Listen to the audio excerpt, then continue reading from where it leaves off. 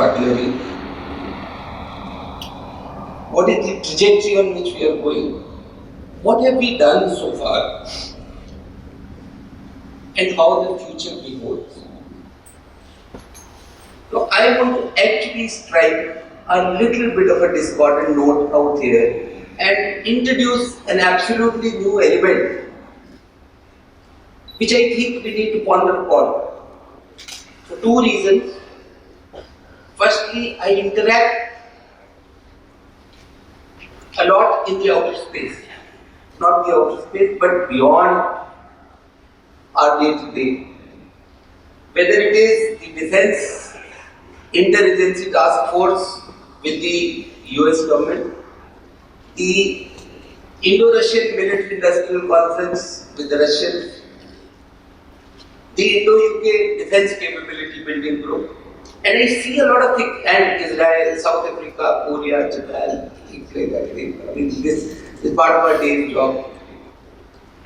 And I see a lot of things happening which I feel that I must flag out here. Maybe all of them are not relevant. Maybe they are at different levels of technological thresholds, different affordabilities, different threat perceptions. But yes, some amount of things can flow in. Because the biggest danger that the BP Directorate kind of looks at, and we try and define and come in my slides in the next presentation. Let us not try to be dominant and irrelevant at the same time. Dominant in a form of warfare that is not relevant anymore. So I guess we will have to keep a bit of an eye on the future. That's what we do in the perspective planning. And therefore, that will be the theme of what I speak now. Check, when warfare is changing like never before.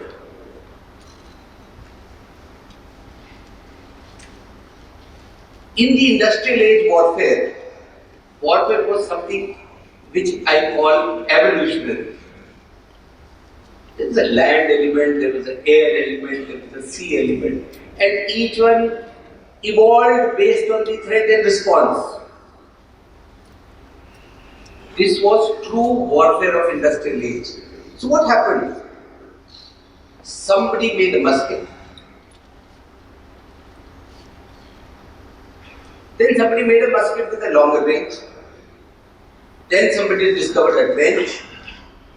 Somebody else made a mailbox. Somebody decided to put tracks on it and made a mobile. It was all incremental in nature. It was evolutionary. It was hardware specific. It had finite and very predictable kind of trajectory. It was iterative. And the most interesting part is that it was doctrine that was driving this. I need to move so many kilometers, encircle it from the left. So let us have something that moves that at that speed. So the doctrine drove the defense technology. Then the information systems came up. We entered the information age some 20-25 years back. Technology started making a big impact on the battlefield. So around the time when I was sitting as one of the students here, and the commandant was one of our instructors, we started speaking of revolution in military affairs, revolutionary form of warfare. What happened in that revolutionary form of warfare? Well, technology and doctrine started kind of having a equal interplay with each other. No longer was doctrine driving technology, sometimes technology dictated the doctrine. From iterative, we actually became destructive. Sitting here, we have been told from this very rostrum that no longer will you talk of artillery for neutralization, it is an arm of destruction. We've gone through this in our careers. So and this was the change that was happening in the revolutionary form of warfare. things moved faster. We aspired to go longer, faster, higher, throw more weight, quicker, and all those things. Warfare started becoming expensive because technology comes at a cost. The influence of weapons systems started expanding. The point that I am going to highlight here is that we are at this moment sitting at this cusp. We are still in the revolutionary form of warfare. And what has happened to warfare? It's actually changed. Now we are talking about smart systems, informationalized environment. What is happening here? Today, technology is driving doctrine. Doctrine is no longer relevant. Those slides that we made are now just academic. This is my concept of ops. This is my design of battle. These are the battlefield values. Everybody knows it. And anyway, there are no values. We move far ahead of that. There are no battlefields. I bring back. Are we becoming dominant in a form of warfare that is no longer relevant? So this is a question, though I am not really I'm just introducing a thought at this moment. What happens in today's technology? Warfare has become disruptive. It is devastating. There are no areas of interest and areas of influence. It's boundless. People sitting in Florida, Miami, they are targeting systems which are being flown in Afghanistan and in Iraq. And the challenge, it is becoming increasingly unaffordable for any country to persecute war on its own. We have to depend on global supply systems. Warfare is no longer between countries. Warfare is now actually evolving where everybody has to come forward and actually battle the threats towards humanity. What I speak of is increasingly becoming relevant, but in our context, the conventional angle will always remain a dominant kind of a element in warfare. Why should it be so? It's the only geographical place in the world which has got long borders, and all three adversarial entities are nuclear armed. There is nowhere else that this kind of a thing exists. So short of the nuclear threshold, we have to find spaces to execute warfare, and therefore the conventional warfare will remain relevant here to exercise that.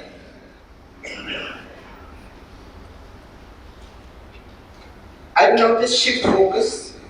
I will talk about if we have to understand that conventional warfare will remain relevant, we do need to look outside the window and at least start working on things, systems, etc. The way going is going. Guns have not only plateaued or reached their limitation. You can't go to have got more than 20 tons anyway. So the conventional throw of the projectile is increasingly giving way to projectiles which accelerate on the way. Be it ramjets, be it rocket assisted, be it designs, some kind of. So you are now, and the guns are becoming smaller, more agile because survivability is the question. If you read some documents in the media, in the open sources, go to the right places and read. And I'll give you the links in my next presentation. You will realize that this argument that we actually read between firepower and mobility for the armored corps is today being increasingly discussed for artillery weapon systems. The payoff between firepower and utility. Because in a transparent world, in a transparent battlefield, survivability has become a very, very big question.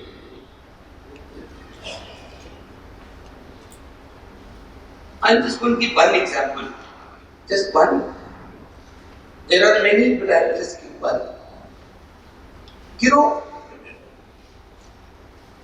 I was very fortunate to be present the day the US Army Futures Command was raised. It was a seminar like this, and I was very lucky to be part of it, and I heard all of them speak how it was about. And then I spent almost a week trying to, go around and find out what is happening. And after that, the involvement has been continuous in many forums. The US Army has 5 or 6 projects on which they are working. There is the advanced technologies for ground combat vehicle, the ATGCV project. Many of you would have heard. There is something called the ERCA, the Extended Range Cannon Artillery Project. There is, of course, the Future Vertical Lift, and so on and so forth. Something to do with infantry soldiers, and I will not name all of them. What is common? When you ask what is the advanced technology ground combat vehicle or the next generation tank, they say we don't know. We don't know. What crew will it have? We don't know. What is the features of the extended range cannon artillery that you're looking at? Well, there is a list, but we really don't know where to invest at this moment. And when you ask them why, all they tell is, gentlemen, technology is changing every 5 years, warfare is changing every 5 years. It's total, I can't say what the nature of war will be in 2030. But if I buy a system, I will invest in it for the next 50 years, and I really don't know for 40 years whether I will be carrying that good along with me or whether it will remain relevant. So, what am I saying? I am actually trying to put across a thought. Invest in co-creating thought at this moment. Invest in systems. We are at the, these are very interesting times. Very, very interesting times that we live in. There was a very happy connect when we all were, at our peak of our service now. Very happy connect between the DRDO and the Ordnance Factory Board. So DRDO would invent something and the Ordnance Factory Board would kind of produce it, and that is how it happened. So one became the R&D effort, the other became the production. Things have changed happily, and I must place it here on record that probably the first major initiative was taken by the Regiment of Artillery. When we decided between 2010 and 2012 to create 2 separate tracks to develop the medium gun. So the Ordnance Factory Board, and Alok Prasad is here, all the other people who are associated, they went on and developed Dhanush with absolutely no DRDO mention, their own R&D effort. A lot has been spoken about the gun, and you all know it's here to stay. And the DRDO launched a project of ATAGS in which the production was not with the Ordnance Factory, it was with the private sector. And these 2 tracks, look how beautifully they have actually transformed the ecosystem. How beautifully, capabilities and how quickly capabilities have come into this country. healthy competition, space for each other, and tremendous amount of support, hand-holding and initiative by the users has led to this kind of a ecosystem being created. This is a thought that we will need to further reinforce. We will need to actually start looking at things. And let me take you right back. I am addressing the School of Art. Let me only talk of you people, not about one people. Gentlemen, this place, this School of Art, 40, 50 years back, invented a gun here. There is a gun which came into service, which was created here in School of Art level. I don't know whether any of you are familiar, but even doing our courses, there used to be something called CFA scale, CFL graph. All of them were projects by student officers.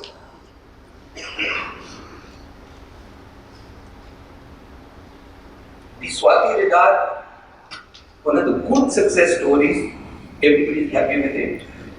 I think for 8, 10 years it was lying here on that Sata hill or whatever that hill on the left. And PK and my very good friend Harkira and Divana and they all go there with their input. And that's how it has come to be one of the best in the world. All co-created here. I had tremendous support from School of Art. Some of the best far-reaching, like Ramjet, they are building it here. At least we hope to. We are funding it, and we hope that this will come out to be.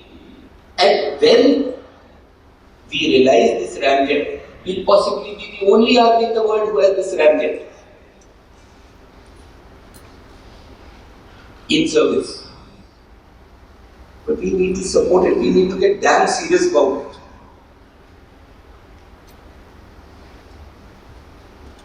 We are looking at ISR spoken. A very, very forward-looking ISR project has been initiated here in this very hall.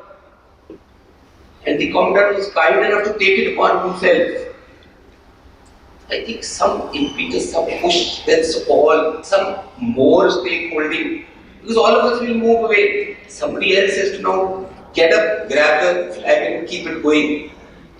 Needs to be done. Why not? We'll be the best. Now, while I go on,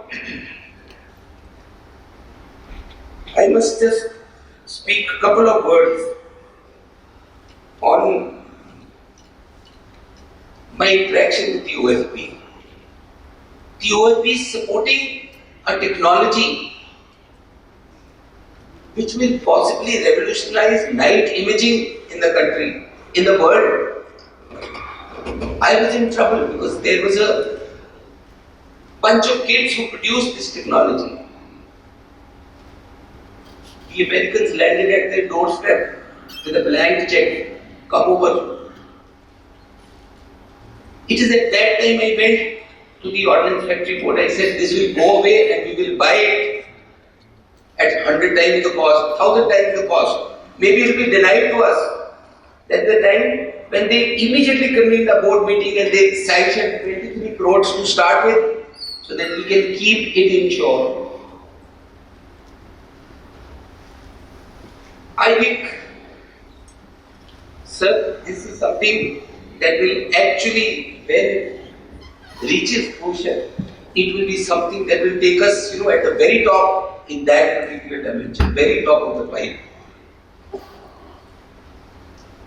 A word about some more interesting thing, not the right forum, but I am not able to resist. I debated whether I should mention this here or not. So pardon me if it jars. There is one fellow, like the Gudyal gun, the CFA circle, and whatever we talk about. One fellow who came to me and said he's invented a bulletproof jacket. But unfortunately, he went to a company, they sponsored him, and he does not now take it out of that. And he wants to test it, he wants to put it across. Gentlemen, the last 6-7 months, the army disciples have actually interacted, got into the fact. Spoken. Today you find, if you just Google Anup Mishra, you will find him on every forum. The Prime Minister mentions him in his speeches. Boy was just doing a course in CME. 18th of January, I went back to CME. I did not want to go there, but they called me. And because in 6 months Anup Mishra has been recognized, he got a BSN list 26th January. We initiated. But what I'm trying to say is, because he was recognized, because his efforts were there, what happened? 42 officers came and stood in front of me till 8 at night. Sir, I have made this. Sir, I have made this. It's a contagious thing. Let us develop this culture here. Let us start not looking over our shoulders as to how the next battle is going to be fought. Who will come and give me that thing with which I will fight my battle? Let us start finding out how the next battle will pan out. What is it that I need to be prepared about? The battlefield milieu, somebody was talking of one of the presentations during the Addl conference, very good presentation, but I saw a word there, unpredictability. There's nothing called unpredictability in battle, nothing. It's unpreparedness, lack of knowledge. That's what brings unpredictability. Yeah. Unpredictability is a factor of battlefield, but it's not for me, it's for my adversary. I am unpredictable. Thank you. Jai Hind.